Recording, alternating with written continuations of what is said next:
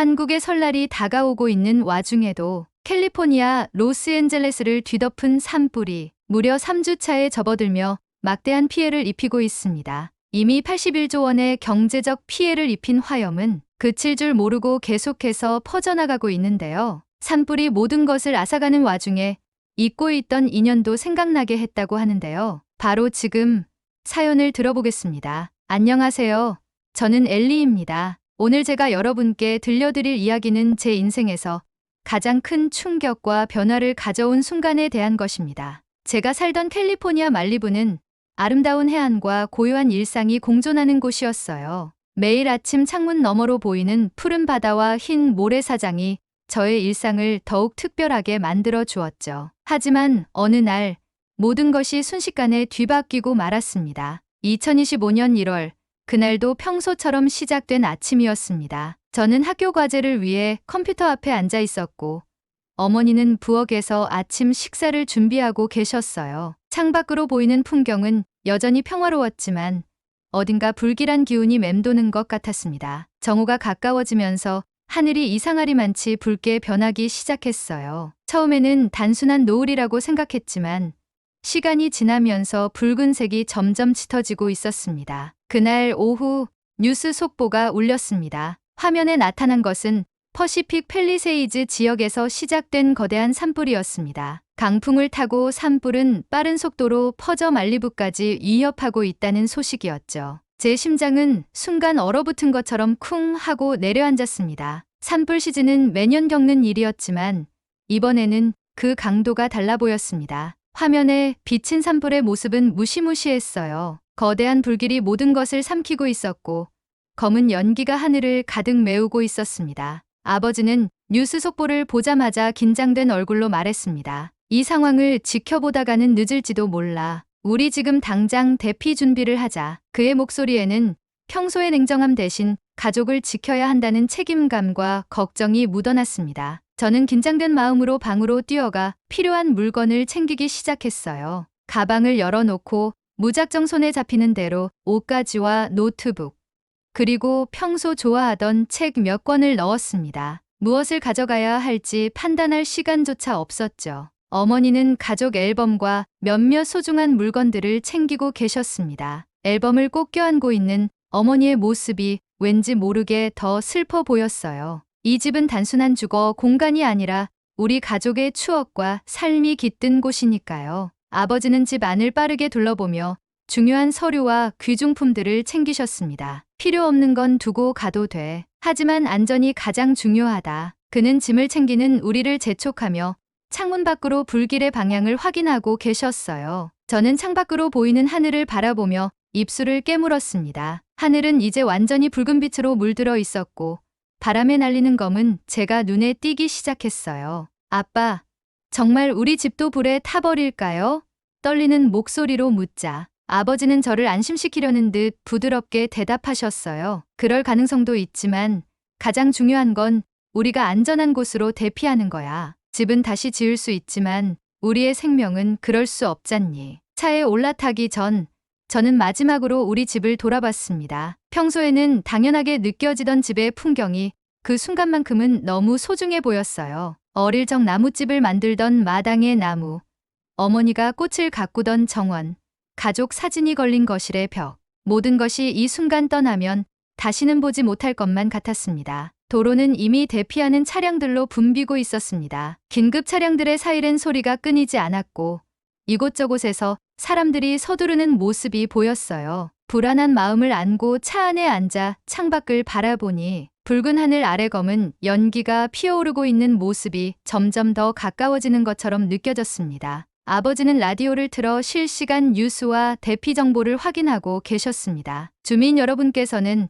안전한 경로를 통해 서쪽으로 대피해 주시기 바랍니다. 상황이 악화되고 있으니 지시에 따라 움직여 주십시오. 라디오 속 앵커의 목소리는 침착했지만 그가 전하는 메시지는 상황의 심각성을 더 분명히 알려주고 있었습니다. 어머니는 한 손으로 저의 손을 꼭 잡고 계셨고 저는 아무 말 없이 그녀의 손을 더욱 꽉 쥐었습니다. 우리는 산불로부터 멀리 떨어진 호텔에 도착했습니다. 호텔 로비는 이미 대피해온 사람들로 가득 차 있었습니다. 짐을 내려놓고 방으로 올라가자마자 저는 TV를 켰습니다. 화면에는 말리부 지역의 산불 상황이 실시간으로 보도되고 있었어요. 모든 것이 불길에 휩싸이고 있었고 잿더미로 변한 집들의 모습이 잇따라 나타났습니다. 제 심장은 점점 더 무거워졌고 눈물이 흐르기 시작했어요. 우리 집도 저렇게 될까?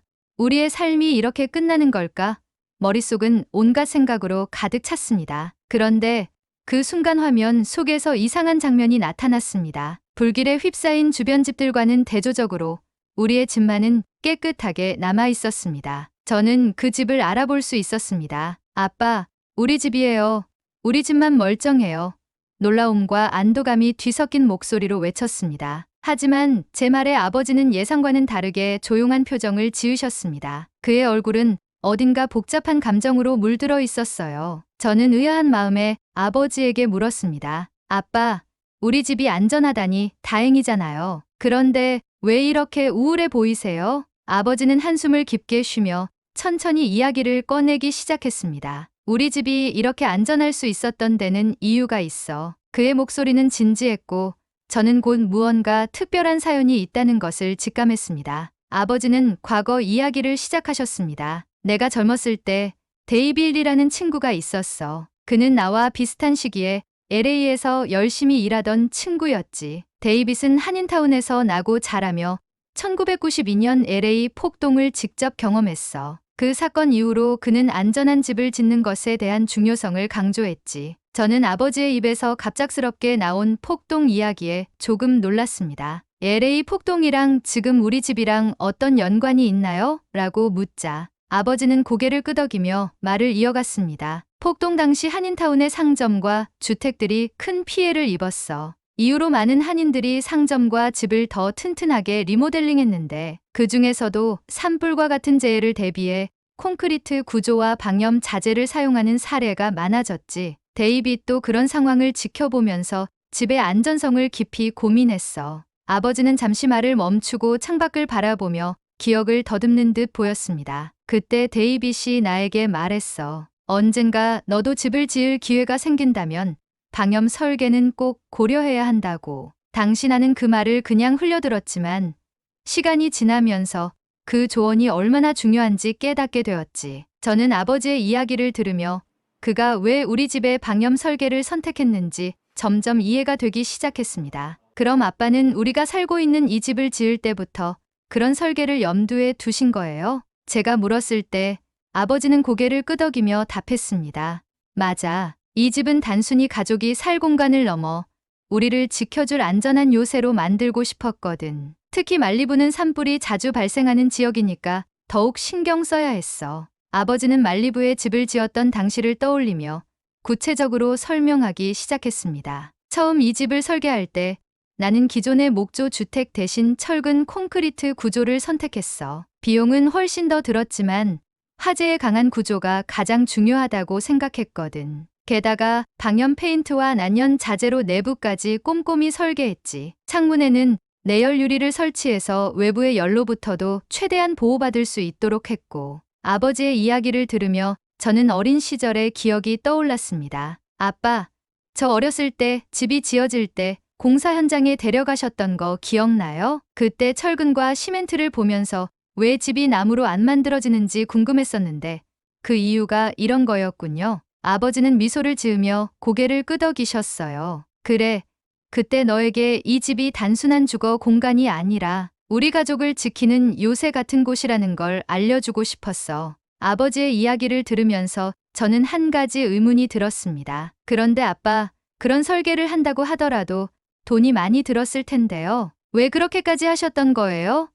아버지는 잠시 생각에 잠기더니 대답하셨어요. 젊었을 때 살던 아빠 집이 산불로 잿더미가 된 적이 있었거든. 그때 느꼈던 무력감과 절망감은 말로 다 표현할 수 없었지. 그래서 결심했어. 내 가족은 절대 그런 고통을 겪게 하지 않게 했다고. 그의 말에서 가족에 대한 깊은 사랑과 책임감이 느껴졌습니다. 저는 아버지의 이야기를 들으면서 그가 왜 집에 그렇게 많은 정성을 들였는지, 그리고 이번 산불에서도 우리 집이 무사할 수 있었던 이유를 완전히 이해할 수 있었습니다. 호텔에 머무르던 어느 날, 아버지는 갑작스럽게 과거의 친구를 떠올리신 듯 보였습니다. 그는 창밖을 물끄러미 바라보며 이렇게 말씀하셨어요. 엘리, 이번 일을 겪으면서 옛 친구가 많이 생각나는구나. 내가 어렸을 때부터 내가 그렇게 강조하던 방염 설계.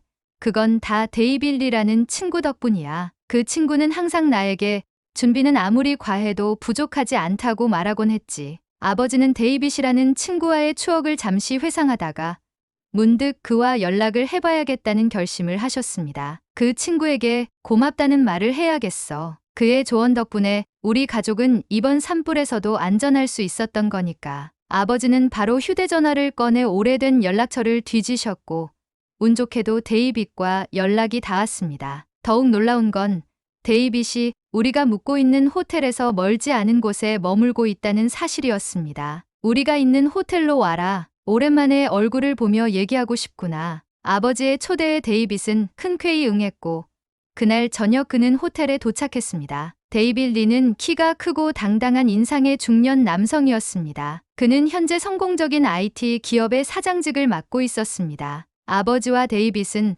서로를 보자마자 따뜻하게 포옹하며 반가움을 표현했습니다. 정말 오랜만이다.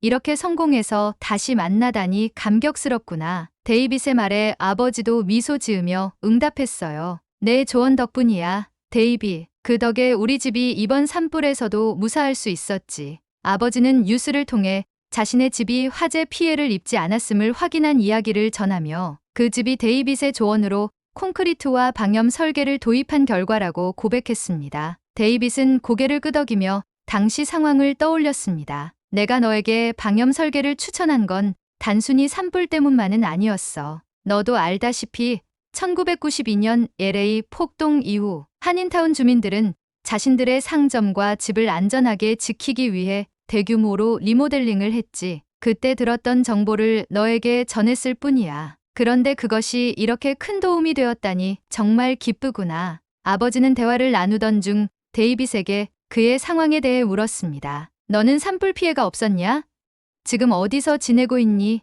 데이빗은 미소를 지으며 대답했습니다. 물론 괜찮지. 나는 지금 한인타운에 머물며 이재민들을 돕고 있어. 아버지는 한인타운에 산불 피해가 있었냐고 물었지만 데이빗의 대답은 의외였습니다. 아니, 한인타운은 이번 산불로 피해를 입지 않았어. 대신 그곳을 대피 시설로 사용하고 있지. 1992년 폭동 이후 우리 한인들은 집과 상점을 튼튼하게 만들었어. 그때 대규모로 콘크리트 구조로 리모델링을 한 덕에 지금도 그 안전함을 유지하고 있지. 데이빗의 말을 들은 아버지는 깊은 감명을 받았습니다. 그렇다면 너희 한인타운 덕분에 많은 이들이 도움을 받고 있다는 말이구나. 정말 대단해. 내가 어떻게든 도움이 되고 싶어. 하지만 데이빗은 한인타운은 이미 체계적으로 운영되고 있다며 안심시키려 했습니다. 대피소는 충분히 준비가 되어 있어. 식량, 물, 마스크 같은 구호 물품도 모두 잘 갖춰져 있고 자원봉사자들이 군대처럼 체계적으로 움직이고 있지. 게다가 LA 한인회와 총영사관도 성금 모금을 진행하며 이재민들을 지원하고 있어. 이 이야기를 듣던 저는 점점 더 한인타운이 어떤 모습일지 궁금해졌습니다. 평소 한국의 문화에 관심도 있었기 때문입니다. 데이빗 아저씨, 저도 한인타운에 가보고 싶어요. 그곳에서 어떤 일이 벌어지고 있는지 직접 보고 싶어요. 제 말에 아버지도 긍정적으로 고개를 끄덕이며 데이빗에게 함께 방문하자고 제안했습니다. 다음 날 우리는 데이빗과 함께 한인타운의 대피소로 향했습니다. 데이빗과 함께 한인타운으로 향하는 차 안에서 저는 복잡한 감정을 느꼈습니다. 불길 속에서 모든 것을 잃은 사람들의 아픔이 여전히 생생히 느껴졌지만 동시에 데이빗이 들려준 한인타운의 이야기는 저에게 작은 희망을 주었습니다. 이런 대재앙 속에서도 한인타운은 피해를 입지 않고 대피소 역할을 하고 있다니 어떻게 그런 일이 가능했을까라는 생각이 머릿속을 떠나지 않았어요. 한인타운에 도착했을 때 저는 그곳의 풍경에 또 한 번 놀랐습니다. 산불의 흔적은 전혀 찾아볼 수 없었고 깨끗하고 질서 정연한 거리가 우리를 맞이했어요. 대피소로 사용되고 있는 한인타운 커뮤니티 센터는 이미 많은 이재민들로 붐비고 있었습니다. 하지만 그곳은 혼란스럽지 않았습니다. 오히려 자원봉사자들의 체계적인 움직임 덕분에 모든 것이 질서 있게 운영되고 있었죠. 이재민들이 편안하게 지낼 수 있도록 모든 준비가 완벽히 이루어져 있었습니다. 대피소 입구에서는 자원봉사자들이 방문자들의 신원을 확인하고 필요한 정보를 제공하고 있었습니다. 한쪽에서는 식량과 물이 담긴 상자들이 정리되어 있었고, 다른 한쪽에서는 이재민들이 줄을 서서 필요한 물품을 배부받고 있었습니다. 배급품에는 기본적인 식량뿐만 아니라 마스크, 의약품, 아기용품까지 준비되어 있었습니다. 저는 그 정돈 된 모습에 감탄을 금치 못했어요. 한 자원봉사자가 이재민들에게 따뜻한 음식을 건네며 이렇게 말했습니다. 이 음식은 떡국이라는 거예요. 한국의 새해 명절에 먹는 음식이죠. 모두 여러분을 위해 준비된 것입니다. 이걸 먹으면 몸과 마음이 따뜻해질 거예요. 그의 진심 어린 목소리에 많은 사람들이 고개를 숙이며 감사의 뜻을 전했습니다. 아이들을 위한 놀이 공간도 마련되어 있었습니다. 봉사자들은 밝은 미소로 아이들과 함께 놀아주며 그들이 부모님이 겪고 있는 스트레스를 조금이라도 잊을 수 있도록 노력하고 있었습니다. 어른들 사이에서도 서로를 격려하는 따뜻한 대화가 오갔고, 한쪽에서는 심리상담 전문가들이 이재민들의 정서적 안정을 돕고 있었습니다. 데이빗은 아버지와 저를 데리고 한인회 회장을 만나러 갔습니다. 그는 이 모든 시스템을 총괄하고 있는 분이었죠. 회장님은 우리를 반갑게 맞이하며 이렇게 말했습니다. 여기까지 와주셔서 감사합니다. 이렇게 대재앙이 닥쳤을 때 서로 돕는 것이야말로 우리가 배워야 할 정신 아닐까요? 아버지는 고개를 끄덕이며 한인타운의 연대 정신에 깊은 감명을 받으셨습니다. 이렇게 체계적으로 운영되는 대피소를 보니 정말 놀랍습니다. 혹시 더 필요한 게 있다면 꼭 말씀해 주세요. 제가 할 수 있는 일이 있다면 돕고 싶습니다. 아버지의 진심 어린 제안에 한인회 회장님은 감사의 인사를 전했습니다. 대피소를 둘러보는 동안 데이빗은 1992년 LA 폭동 이후 한인타운이 어떻게 변화했는지 이야기를 들려주었습니다. 그 당시 한인타운은 폭도들에게 큰 피해를 입었지. 많은 상점이 약탈당하고 불타버렸어. 하지만 그 사건을 겪은 후 한인들은 다시는 그런 일을 겪지 않겠다고 결심했기 때문에 상점과 주택을 튼튼한 콘크리트 구조로 바꾼 거야. 그 덕분에 이번 산불에서도 피해를 입지 않았고, 그때의 사건을 교훈 삼아 이렇게 많은 사람에게 도움까지 줄 수 있는 거지. 데이빗의 이야기를 들으면서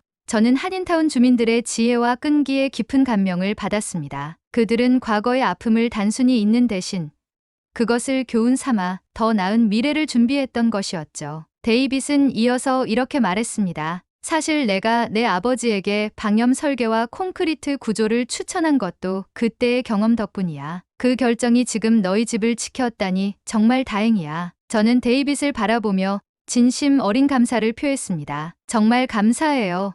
데이빗 아저씨. 아저씨의 조언이 없었다면 우리 가족도 이번 산불에서 큰 피해를 입었을 거예요. 한인타운 대피소를 둘러보며 저는 단순히 재해를 대비하는 물리적인 준비뿐만 아니라 사람들 사이의 연대와 나눔이 얼마나 중요한지 느낄 수 있었습니다. 이곳의 자원봉사자들은 모두 자발적으로 참여한 사람들이었습니다. 어떤 이는 자신의 차를 이용해 물품을 운반하고, 또 어떤 이는 밤낮 없이 대피소를 지키며 이재민들을 돕고 있었습니다. 한인회 회장은 한인타운 주민들뿐 아니라 다양한 배경을 가진 사람들이 함께 이 일을 돕고 있다는 사실을 강조했습니다. 여기 있는 사람들은 모두 서로를 돕기 위해 모였습니다. 이런 상황에서 가장 중요한 것은 우리가 하나라는 사실을 잊지 않는 것입니다. 한인타운에서의 경험은 저에게 깊은 울림을 주었습니다. 자연재해라는 커다란 고난 속에서도 사람들이 서로를 돕고 연대하며 희망을 만들어가는 모습은 정말 놀라웠습니다. 저는 그날 밤 호텔로 돌아오는 길에도 한인타운에서 본 광경과 사람들의 따뜻한 마음을 떠올리며 많은 생각을 했습니다. 한인타운에서의 방문 이후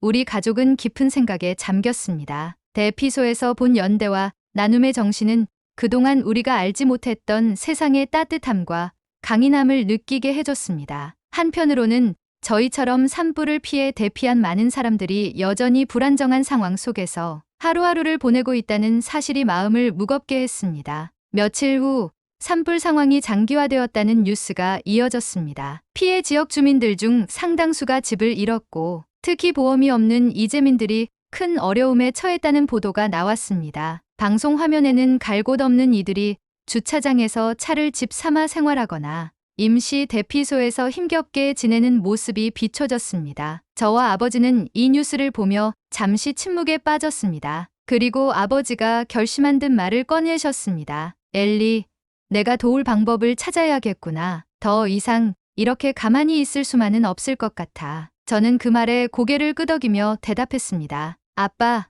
저도 아빠를 돕고 싶어요. 우리가 조금이라도 힘을 보탤 수 있다면 분명 큰 차이를 만들 수 있을 거예요. 그리고 다음 날 아버지는 며칠 전부터 고민하셨던 결심을 저에게 털어놓으셨습니다. 엘리, 나는 산불로 집을 잃고 갈 곳을 잃은 이재민들을 돕고 싶다. 월세를 지원하는 프로그램을 만들 생각이야. 우리에게도 과거 어려운 시절이 있었고 그때 누군가의 도움이 얼마나 큰 힘이 되었는지 나는 잘 아니까. 아버지의 말에 저는 크게 고개를 끄덕였습니다. 아빠, 정말 좋은 생각이에요. 저도 그런 프로그램이 꼭 필요하다고 생각해요. 이렇게 모두가 힘을 모으면 분명 더 많은 사람들을 도울 수 있을 거예요. 한인타운에서 본연대의 정신은 아버지와 저에게도 큰 변화를 가져다 주었습니다. 우리는 서로를 돕는 사회가 얼마나 따뜻하고 강한 힘을 가질 수 있는지를 직접 경험했으니까요. 그날 밤 아버지는 가족을 모두 모아 앞으로의 계획을 공유하셨습니다. 우리는 산불에서 집을 지킬 수 있었지만 그렇지 못한 많은 사람들이 있습니다. 그들에게 안전한 공간을 제공할 방법을 고민해 봤는데 아파트 월세 지원 프로그램을 시작하려고 합니다. 이 프로그램을 통해 집을 잃고 보험도 없는 분들이 최소한의 안정적인 생활을 이어갈 수 있도록 돕고 싶습니다. 이 계획은 단순히 금전적인 지원을 넘어선 것이었습니다. 아버지는 사람들이 단순히 머무를 공간뿐 아니라 삶의 안정을 찾고 재건할 수 있는 기반을 제공하고자 했습니다. 어머니는 아버지의 의견에 동의하며 프로그램을 통해 더 많은 사람들에게 희망을 줄 수 있을 거라고 응원했습니다. 다음 날 아버지는 데이빗에게 이 아이디어를 공유했습니다. 아버지의 결정을 적극적으로 지지하며 한인타운과 한인회 네트워크를 통해 이 프로그램의 홍보와 실행을 도와주겠다고 약속했습니다. 데이빗은 아버지에게 이렇게 말했습니다. 이런 어려운 시기에 우리가 서로를 돕는 건 선택이 아니라 의무라고 생각해. 정말 멋진 결정을 했어. 아버지의 회사는 즉각적으로 월세 지원 프로그램을 위한 기금을 마련했습니다. 프로그램은 피해 지역 주민들이 한시적으로 월세를 지원받아 안정적인 거처를 찾을 수 있도록 설계되었습니다. 이를 통해 피해자들은 새로운 집을 구하거나 임시 거처에서 벗어날 수 있었습니다. 한편 한인타운에서는 아버지의 프로그램을 적극 홍보했습니다. 한인회는 이재민들이 프로그램에 쉽게 접근할 수 있도록 온라인 및 오프라인으로 신청 방법을 안내했고 자원봉사자들이 신청 과정을 도왔습니다. 이 모든 과정은 매우 체계적이고 신속하게 진행되었고 많은 피해자들이 이 프로그램을 통해 큰 도움을 받게 되었습니다. 그 과정에서 아버지는 직접 지원받는 사람들을 만나 그들의 이야기를 들었습니다. 한 어머니는 눈물을 흘리며 이렇게 말했습니다. 우리는 이번 산불로 집을 잃고 정말 막막했어요. 그런데 이렇게 도움을 받을 수 있어서 정말 감사합니다. 저희 아이들에게 다시 희망을 줄 수 있게 되었어요. 아버지는 그녀의 손을 꼭 잡으며 따뜻한 미소로 대답했습니다. 이제 시작일 뿐입니다. 우리는 계속해서 돕겠습니다. 이 모든 과정을 옆에서 지켜보면서 저는 많은 것을 배웠습니다. 아버지와 데이빗, 한인타운 주민들, 그리고 수많은 자원봉사자들이 보여준 연대와 나눔의 정신은 제가 앞으로 어떤 사람이 되어야 할지에 대한 확신을 주었습니다. 어려운 상황에서도 서로를 돕는 행동은 단순히 물리적인 지원을 넘어 사람들에게 살아갈 용기를 심어주는 일이었습니다. 어느 날 아버지는 저를 부르며 조용히 말씀하셨습니다. 엘리, 이번 일을 통해 내가 확신하게 된 것이 있다. 누군가에게 도움을 주는 일은 그 자체로 우리 삶을 더 의미 있게 만들어준다는 거야. 내가 앞으로 어떤 길을 걷든 이 사실을 기억했으면 좋겠다. 산불로 인해 많은 것을 잃은 사람들에게 작은 희망의 불씨를 나누는 이 경험은 저뿐만 아니라 우리 가족 모두에게 잊을 수 없는 기억으로 남았습니다. 저는 이 모든 이야기를 여러분께 전하며 이렇게 말하고 싶습니다. 세상은 때로 잔혹하고 무자비한 도전을 우리에게 던지지만 그 안에서 함께 나누고 연대하는 사람들이 있다는 사실은 우리에게 희망을 줍니다. 모든 것이 잿더미로 변한 자리에서도 새로운 시작을 꿈꿀 수 있는 건 바로 이 희망 덕분입니다. 그리고 이 희망은 누군가의 작은 행동에서부터 시작됩니다. 오늘 여러분도 주변을 돌아보고 누군가에게 작은 희망을 나누는 행동을 해보세요. 그 작은 불씨가 더 큰 불꽃으로 피어나 모두가 함께 따뜻함을 느낄 수 있을 겁니다. 오늘의 사연은 여기까지입니다. LA에 번진 산불이 얼른 꺼지고 살기 좋은 삶의 터전으로 복구되길 진심으로 바라겠습니다. 여러분도 많은 응원 부탁드리겠습니다. 2025년 새해 복 많이 받으시고 가정의 평화가 항상 깃들길 진심으로 바라겠습니다. 겨울철 독감이 날이 갈수록 심해지고 있습니다. 이번 독감은 평소와 다르게 기간이 길고 목에 치명적인 독감이라고 합니다. 목 건강을 챙기는 것이 독감의 가장 좋은 예방법이라고 합니다. 마스크는 필수로 착용하시는 게 좋다고 하며 목을 마르게 하는 차나 커피는 조금 참고 충분한 물을 섭취하여 목을 항상 촉촉하게 유지해주는 것이 좋다고 해요. 여러분이 아프지 않고 항상 건강하길 진심으로 바랍니다. 오늘의 이야기가 마음에 드셨다면 좋아요 한 번씩 부탁드리겠습니다. 그리고 여러분의 댓글은 제게 큰 힘이 됩니다. 다음엔 더 좋은 사연으로 여러분을 찾아뵙겠습니다. 시청해주셔서 감사합니다.